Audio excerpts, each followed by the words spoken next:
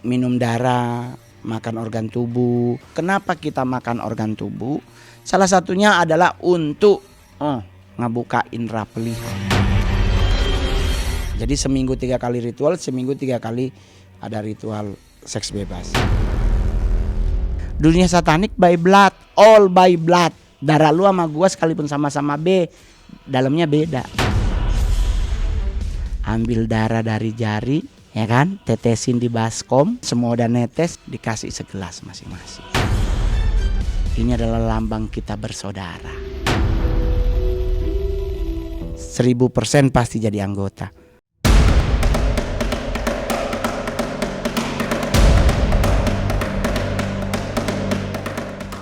Dikenal sebagai komika, Mongol Stres pernah memiliki fase hidup yang tak terduga. Sebab di saat masih remaja, ia sudah ikut sekte penyembah setan.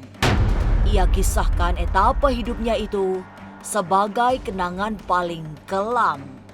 Setelah kini, ia menjalani pertobatan. Tapi seperti apa sesungguhnya ritual sekte ini? Benarkah ada minum darah dan makan organ tubuh manusia? Lalu mengapa Mongol akhirnya bertobat? Jangan dulu berlalu, masih akan banyak keganjilan terjadi di sini. Dan jangan lupa subscribe, like, share, dan komen agar tak ada yang terasa ganjil di sekitar Anda.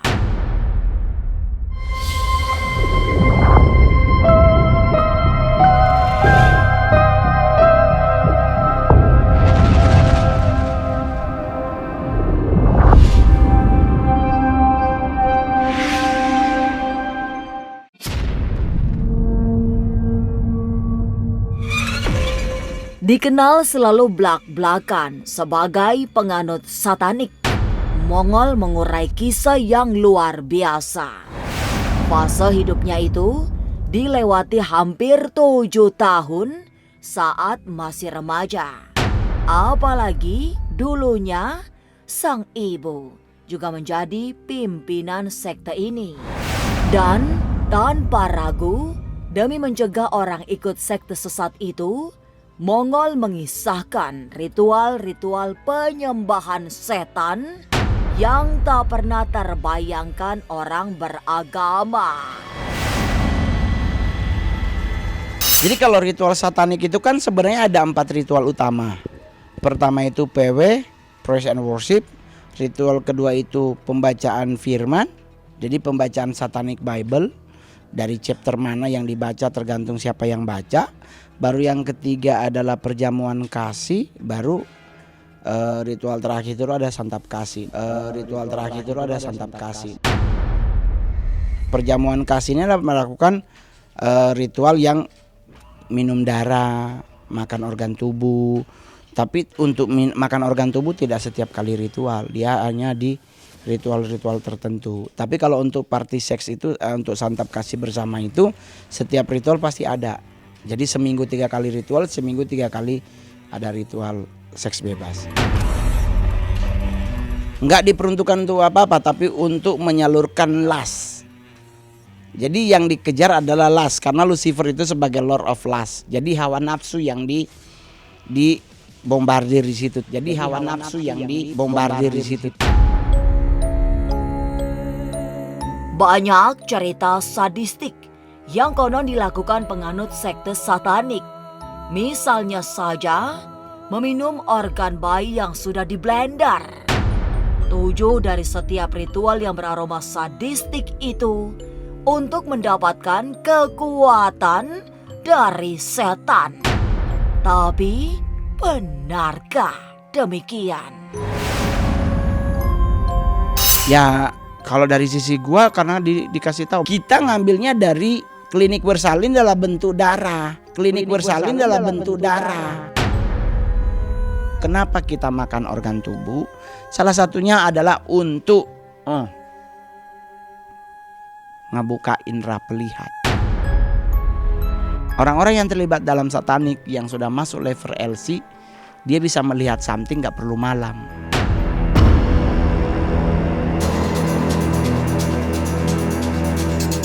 Menjadi anggota satanik, Mongol pernah mencapai level yang tidak rendah. Ia mengikuti sekolah yang memang menyiapkan para pemimpin sekte ini. Ada sekolahnya ada sekolah kayak ujian. Nanti kita ujian, lulus, dinyatakan lulus, kalau bahasanya dibayat lah ya kan, kalau bahasa orang-orang teroris gitu kan, ditabiskan. Nanti pentabisannya menggunakan darah, tetap harus pakai darah. Dan ditabisin, nanti dari situ kita udah mulai mempraktekkan apa yang dikasih. Kita bisa lihat kosmik, kita bisa lihat apa, kita bisa tahu siapa yang ngejar kita, apa yang jaga kita, itu ada dunia satanik. Siapa yang ngejar kita, apa yang jaga kita, itu ada dunia satanik. Jadi gua untuk bisa mencapai tingkatan sebagai leadership committee sebagai orang kedua di Asia, gua harus melewati fase itu, dan gua harus melewati fase makan-makan itu. Jadi oleh sebab itu sampai hari ini gua kalau makan nih mohon maaf, lu boleh nanya datang ke rumah gua gua makan gak lebih dari 5 ikan. Ikan mujair, ikan mas, kembung, como atau banjar, udah 4 nih. Kakap merah, ikan, udah ayam, gak ada lain. Kayak kalau udah memakan daging-daging yang kayak dibilang, oh bang tenderloin enak gitu, dimasaknya kan kayak ngejumput begitu ya. Gue kayak keinget zaman dulu gitu, ih gimana gitu. Jadi maksudnya gini, traumatik zaman dulu dalam itu gue alami.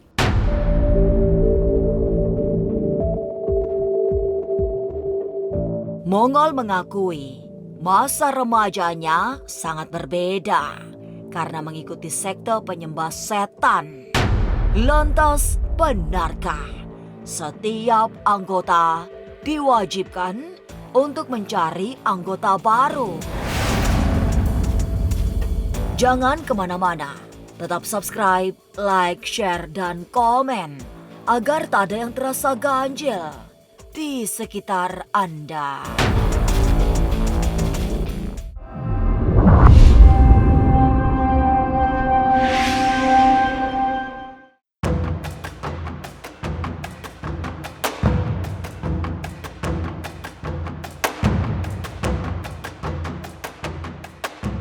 Kemampuan supranatural memang pada akhirnya diperoleh setelah meminum darah dan makan tubuh manusia. Mongol mengakui itu, sehingga semua pimpinan satanik memiliki kekuatan mistik tinggi dalam melihat makhluk-makhluk halus. Untuk mereka yang ingin mendapatkan kekayaan berlimpah, juga tersedia jalan serta setan yang bisa disembah. Ini menurut Mongol jauh lebih dahsyat dari pesugihan. Mohon maaf, pesugihan kan cetek bro, cantik. Pesugihan itu kan okkultisme. Kenapa satanisme lebih tinggi? Langsung ke pribadinya. Kalau satanik mengenal the Nine Lord, ada utara ada Asmodei, timur antara utara dan timur ada Astaroth, timur ada Lucifer, antara timur dan selatan ada Baal, selatan ada Leviathan, antara selatan dengan barat ada Belzebub, baru barat Belial, barat dengan utara ada di tengah namanya Baal Berit. Udah 9, 8 tengah Satan sebagai Lord of all. Mereka yang masuk dalam dunia satanik harus bisa menguasai 9 ini. Bagaimana manggil, apa yang perlu dilakukan kalau manggilin mereka. Udah banyak, dan itu yang paling berbahaya di Indonesia. Banyak berseliweran buku-buku yang ngajarin bagaimana cara manggil demons. Nah ini yang buat yang nonton ini mau mengingatkan, jangan dipercaya buku tersebut. Jangan dipercaya buku tersebut.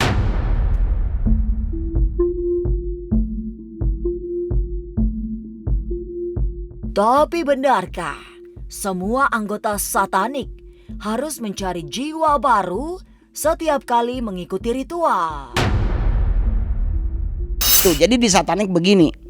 Nih gua anggota biasa nih, baru pertama kali hadir nih di ritual gitu kan. Contoh lah di Tanah Abang. Besok gua mau datang lagi. Gue ajak temen, ya kan? Bawa berapa lu temen? 2, dapat 1 juta. Gope-gope 1 kepala. Nggak disuruh sebenarnya. Nggak ada perintah bahwa harus nyari jiwa baru. Kita nyari jiwa baru tuh kemarin 14 Februari. Lahan untuk mencari jiwa baru di dunia satanik itu cuma ada 2. 1 Valentine Day, 1 Halloween Night.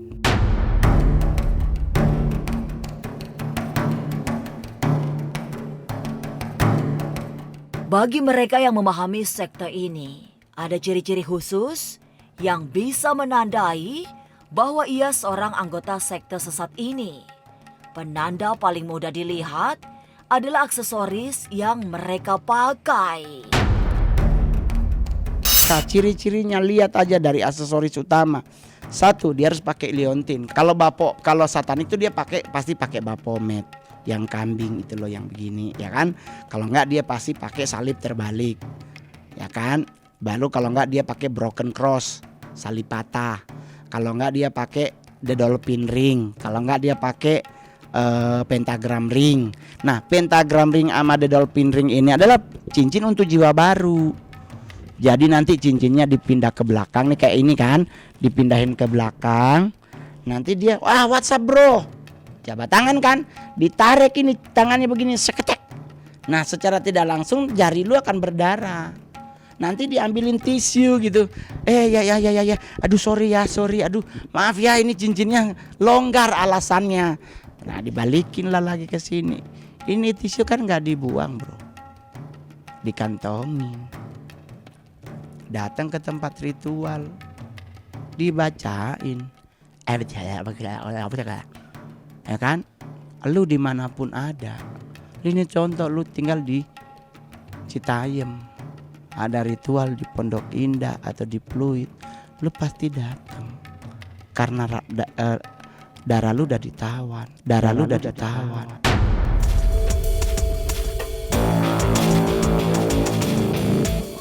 Setelah bertahun-tahun menjadi petinggi sekte penyembah setan, Mongol akhirnya bertobat. Ia menjalani hari-hari baru sebagai penganut Kristen yang taat. Tapi benarkah sejak meninggalkan sekte penyembah setan, ia mengalami banyak teror?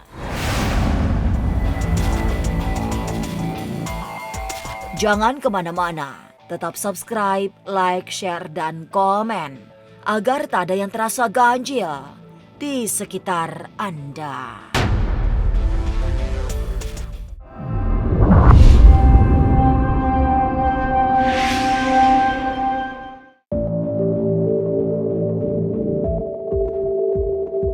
Perkumpulan para penyembah setan memiliki ikatan persaudaraan yang sangat kuat, sehingga bisa saling melindungi dan saling membantu.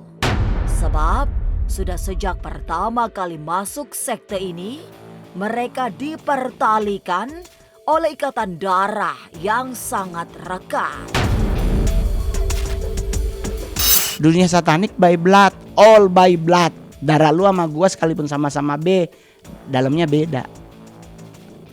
Jadi nanti setiap ritual, siapa yang baru pertama kali hadir dipanggil ke depan. 100 orang ke depan, 50 orang ke depan.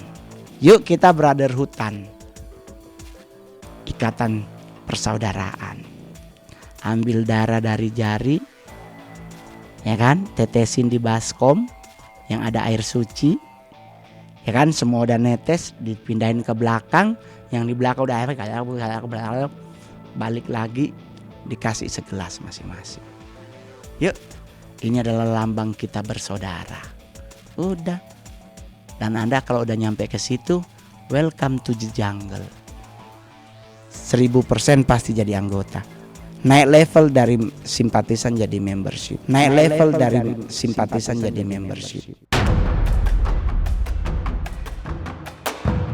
Setelah tobat, adakah teror yang dialami Mongol dari anggota satanik? Teror itu yang paling berbahaya adalah teror yang tak terlihat. Dan itu sering terjadi. Terakhir kemarin kita ngonteng sama DMS. Kita lagi di lantai 2 di klinik yang pernah mengaborsi orang. Ternyata di situ ada the golden child. Ada anak yang pernah ikut, perempuan yang pernah ikut ritual satanik, Nah itu kan nggak terlihat buat orang awam, karena yang datang kalau The Dark Angel datang nggak pernah sendiri. Selegionnya dia datang lah. Kalau satu legion aja 5.000. Paling menakutkan ya itu munculnya mereka. Kalau cuma teror santet mah kan bisa jadi DM, bisa jadi pokoknya bisa jadi mati, bisa jadi Down syndrome.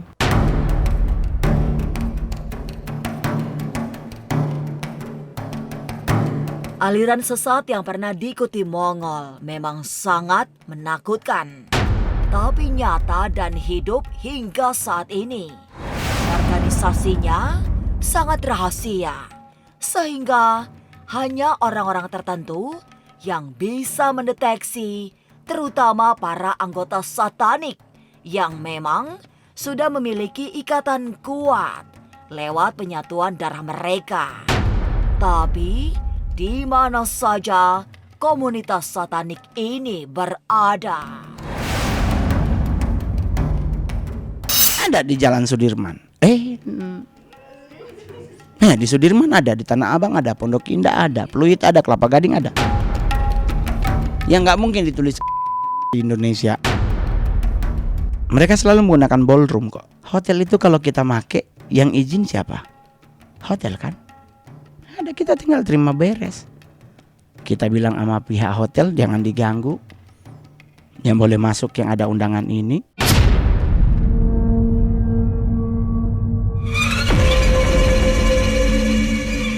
Mongol Stress pernah memiliki jalan hidup yang sangat sesat.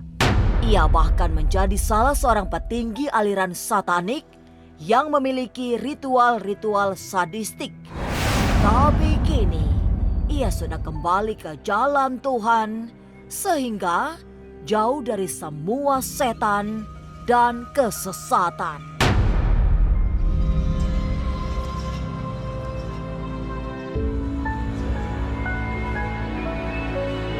Inilah ganjil yang akan menguak berbagai misteri di alam nyata dan tak kasat mata.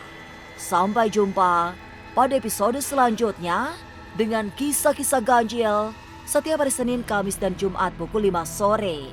Tapi sebelumnya, jangan lupa subscribe, like, share, dan komen agar tak ada yang terasa ganjil di sekitar Anda.